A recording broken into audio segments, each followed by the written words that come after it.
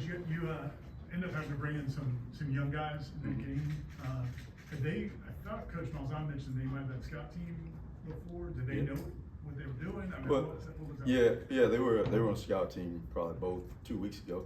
But both started to progress well, do some good things over there. So we had just moved them over with us. So they did. They had an understanding of the game plan, and we felt confident. After once injuries happen, you got to move on to the next guy. We felt confident that they can go in and operate the offense. Brendan? How, I guess, difficult, I know next man up, how difficult was it to lose Deuce in that passing game, and do you have any update on how he's doing? Definitely difficult to lose your guys that have been playing, your guys with experience. But right now when you talk about it, we're just watching his progress throughout the week. He feels confident, he feels good about where he is. We feel good about where he is, but we'll see how that plays out. Peter? Coach, what do you like about what you've seen from Micahi Danny in the last couple of weeks, his progression, and what do you see going forward as he continues to improve? Love what I've seen from Micahi, and just in every phase of it. You just watch a guy that's from week to week, he's taking advantage of opportunities, and he still has a lot of room to grow too. And that's what I really, enjoy about coaching him. He understands the areas that he got to continue to get better in, but right now he's capitalizing on a lot of opportunities that he gets. And what everyone sees, the things that go on the stat sheet, the big plays and explosive plays that he's able to make. But when you challenge him in perimeter blocking, you're watching his, physicality and his ability to strain to try to help his teammates create big plays. That's when you know that there's total buy-in there. So very pleased with where he is, and Micahi, he's going to be a really good player. Chris?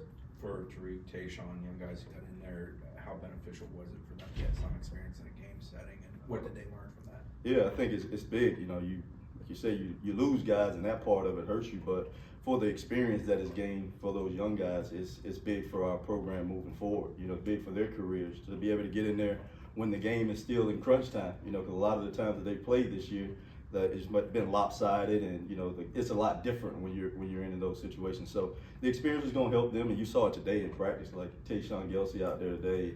It's that confidence showed now that he felt what it feels like to be out there in real time. Brendan?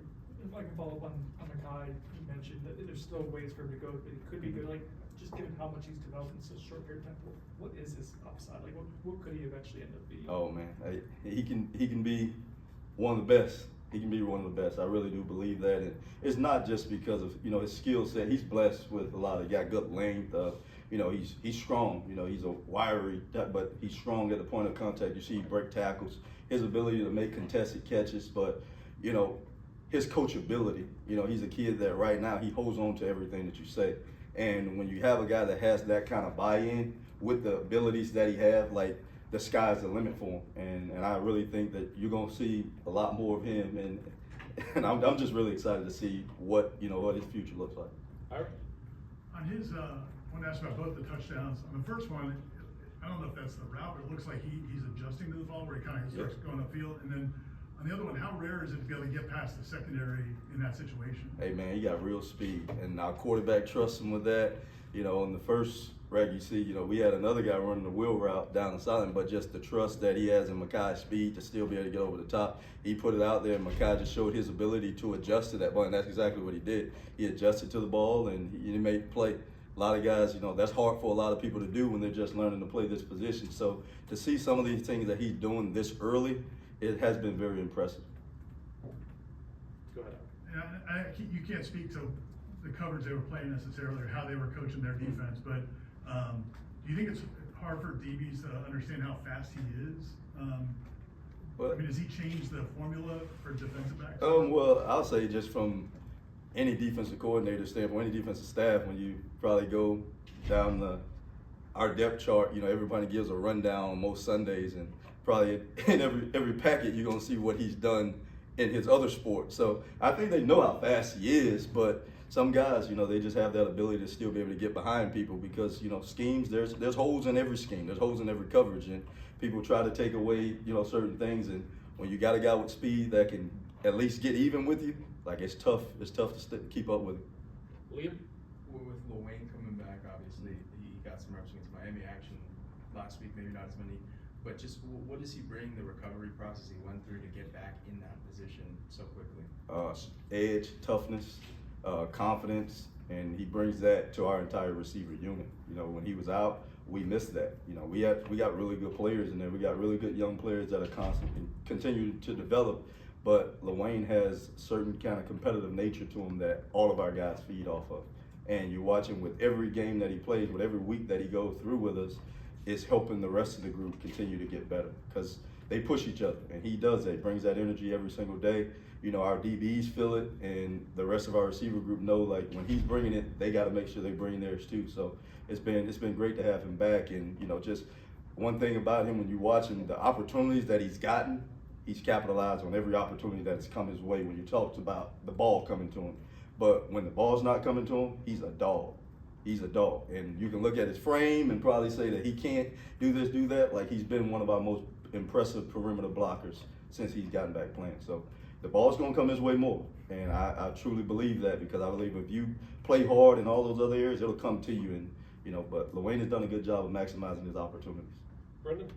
With Squirrel, and as I understand, he's dealt with several injuries this Mhm. season, only 4 touches, or 4 Yeah. catches, I should say. How's he doing with that aspect, mentally, maybe not being as productive as I'm sure he would have liked? You know, when you're an experienced player like him, he's been through a lot, and you know, he knows this season, you know, being in the lineup, out of the lineup for, you know, injuries and all that, he understands that being in and out the lineup, that takes away opportunities.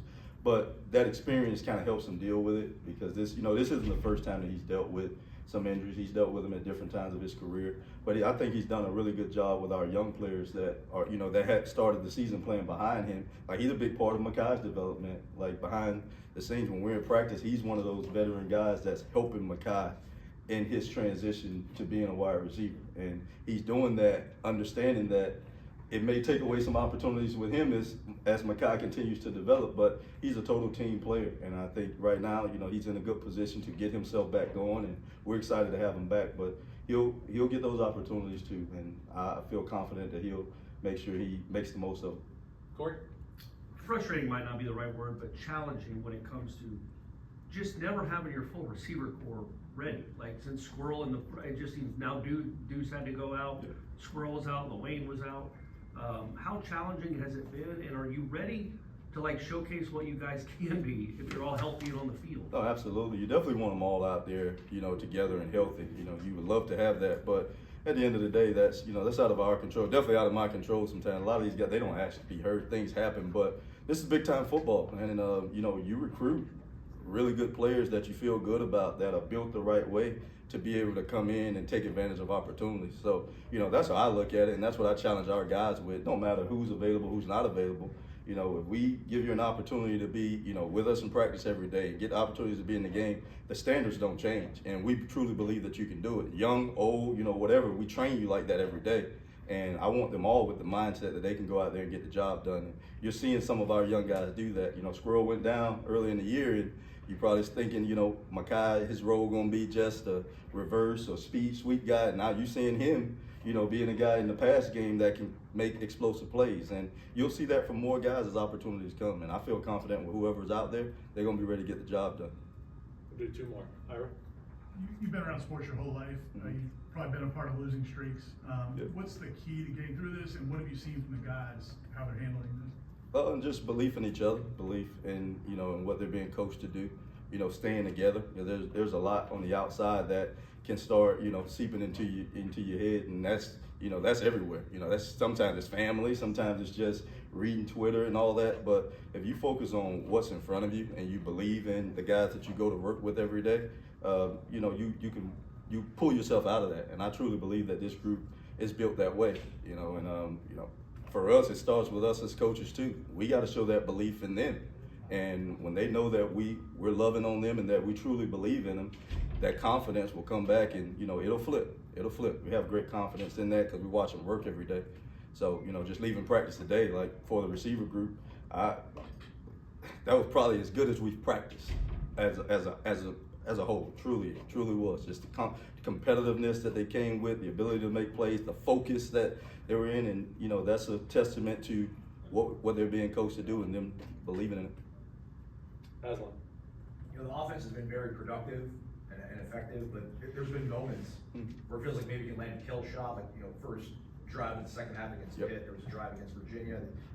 is that lack of edge? Is it details, or is it just credit to the other team for also being able to, make plays themselves? Well, first of all, I got respect for every defense that we've gone against. Who, all of them have done good things to slow us down at times. But I think for us as an offensive staff, number one, and what we try to make sure we preach to our players is, as good as we've played and as good as some of these numbers look and all that, those series that we can take control of games and put games away and all that, that's where we have to take the next step. And and a lot of times that's on us. You see some of the things that have happened to slow us down, whether it's penalties, turnovers, those are all things that we control. And we gotta make sure we fix those things. So, as good as some of the stuff look, you go back and you look at those series from each of these games where we could have done a little bit better to put our team in a better situation, and we didn't. And that's the challenge for us moving forward, is fixing those things where we can do that. Okay, thanks, Coach. Thanks, guys. Thank y'all. Have a good day.